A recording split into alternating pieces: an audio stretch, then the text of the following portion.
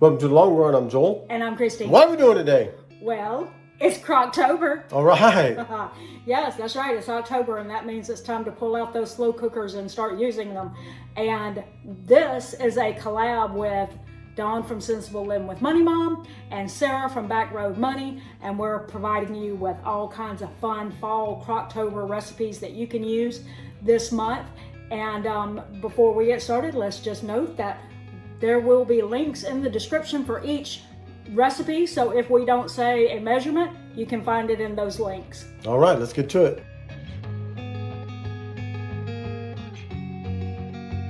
We're starting off with some ground beef that we browned with some garlic. You could also add onions. We don't like the texture of onions, so we never add it, but if you like it, that would be where you would add it, would be while you were browning the ground beef and the garlic. We're also gonna add, you're supposed to get nacho soup, but I didn't find any. It said you could use cheddar cheese, packet of taco seasoning. We make homemade taco seasoning, but this is the amount that would be in a packet. We also have a can of diced tomatoes with green chilies, and we have 1.5 cups of milk. We're gonna just stir it. Thankfully, this is a short recipe. You can cook it for 3 to 4 hours, because if it was like a one that you did low on like 8 to 10 hours or something like that, I would probably have to double this recipe because it's not filling up my crock pot. In fact, I'm gonna have to keep an eye on it. It may cook quicker than 3 hours. It may be more like 2. Yeah, I could have doubled it, and then it would have leftovers for another night. This is probably not gonna have leftovers. Doesn't look like. Could be wrong. We'll see what happens when it all comes together. So we're gonna put that on low for 3 hours and see what happens. All right, so we've let this go for almost 3.5 hours. And now the next thing is to add some cheddar cheese. It was supposed to be sharp cheddar cheese, and I think that maybe like somebody didn't realize we were using that for... We had a miscommunication. Yeah, someone may have thought that we were using... that we didn't have a plan for that specifically. Yeah, it was me. Someone was me. Anyway, long story short, this is mild cheddar cheese that was also available. All right, so you just put that in, you let it melt, and you're ready to go after it's all melted. If you aren't home or you aren't, ready to eat right away, it says that you can have it on warm for like 4 hours if you want to. All right, so the recipe's all done, as you can see. Interestingly, it's supposed to be 6 servings, but it really does not look like that 6 servings of soup. Unless you're into half a cup. Not when we fill our bowl like this. But anyway, so you got your bowl.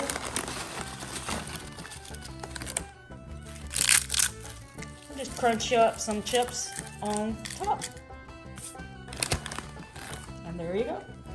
You could probably put, a little more cheese on top, I guess, if you wanted to, or something like that. But maybe sour cream if you wanted to. No. That floats your boat. It doesn't float his, so he would No. quick say no. My boat don't float. Go ahead. All right. Okay, so you're gonna taste it. All right. It's good. Good. You like that? Yeah.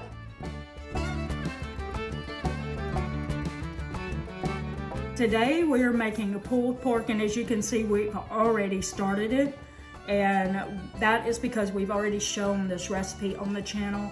We'll link it in the description and the eye in the sky so that you can see it. But it's just the pork plus our spices and then some barbecue sauce, and you let the slow cooker go for 8 to 9 hours at least. Actually, the longer you go, the more tender it's going to be.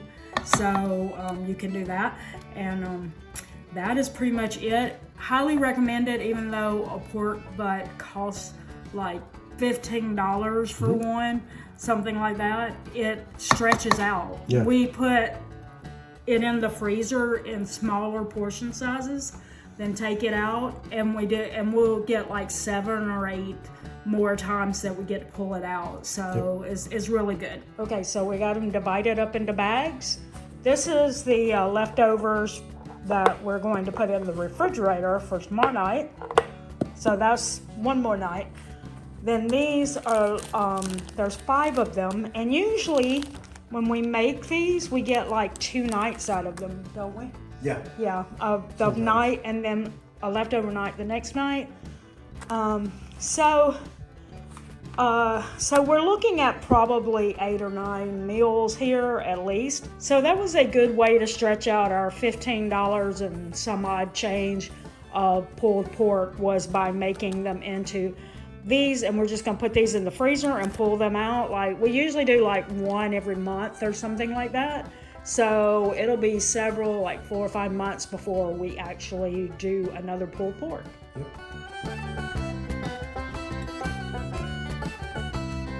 In this recipe, we're starting with chicken, garlic that we have minced up, and the chicken we cut down to like 1-inch pieces, because you don't have to let this go all day, so you don't want your chicken to be too large of a pieces or they won't have time to cook properly.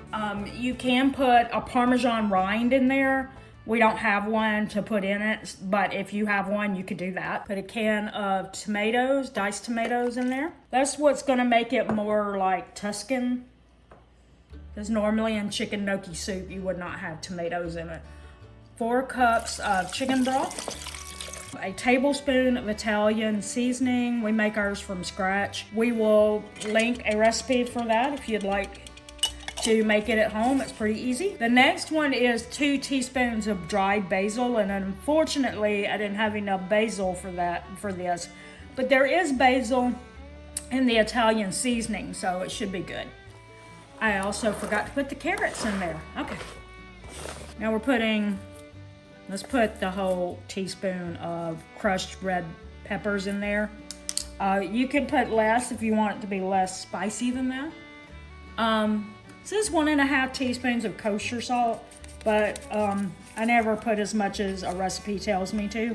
Instead, I go light on it, and then if I feel like we need more, then I can add it later. So this is, we're gonna put 1/2 teaspoon instead of 1.5 teaspoons, and check later. This is also not kosher salt, it's pink Himalayan salt, because that's what we have. And then, does it say 1/2 teaspoon of black pepper? Okay, 1/2 teaspoon of black pepper. All right, and that is all. We're just gonna stir that up. We're gonna put the slow cooker on low for 3.5 to 4.5 hours. All right, so it has been 4 hours. It smells amazing. If this recipe is half as good as it smells, I know it's all the Italian seasoning in it. That's the smell I'm smelling. But anyway, so it's been 4 hours. So now the next step is to pour some evaporated milk. You put 2 cans in there. And then you also add a cornstarch flurry, I think it's called. The recipe doesn't call it that, but it just says cornstarch with some water. But basically you're adding cornstarch to water, mixing it together, and then adding it into the pot. And we're also adding 1 can of like white kidney beans or cannellini beans, however you say that, cannellini. But anyway, you add all of that, and then you're going to put your slow cooker back on. And this time, instead of low for 4 hours, we're going high for 30 minutes. So we will show you the next step in 30 minutes. Next step is to add our gnocchi in. Be careful, because your soup is probably hot, so you don't want to make it splash and hit you and burn your arm or something. So add it slowly. We're gonna stir that, and we're gonna put it on high, and yeah, we're gonna put it on high for 20 to 30 more minutes.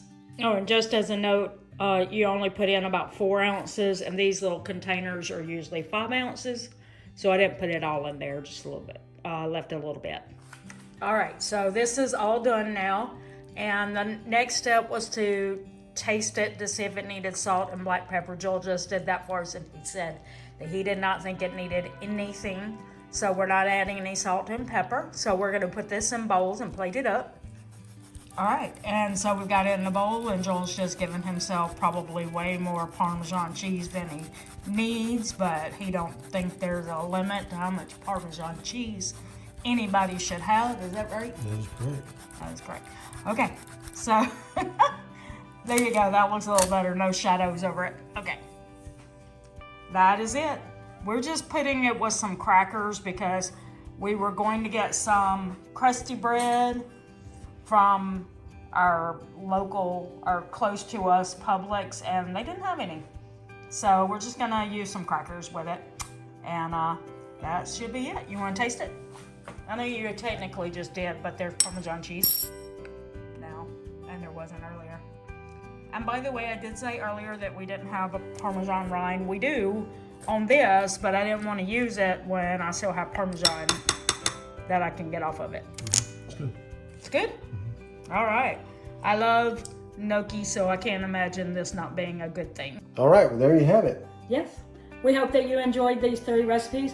Please be sure to go over to Dawn from Sensible Living with Money Mom and Sarah from Back Road Money and check out their recipes. And Dawn and Sarah, we want to thank you for being a part of our collab. Thank you so much. Absolutely. Drop us some comments below if you have favorite Croctober recipes that you try as well. We'd love to have some of those in the comments. Maybe we'll try them next year. Yeah. All right, that's going to do it today for the long run. I'm Joel. And I'm Christine. Don't forget the long run. Give yourself a little grace. Bye.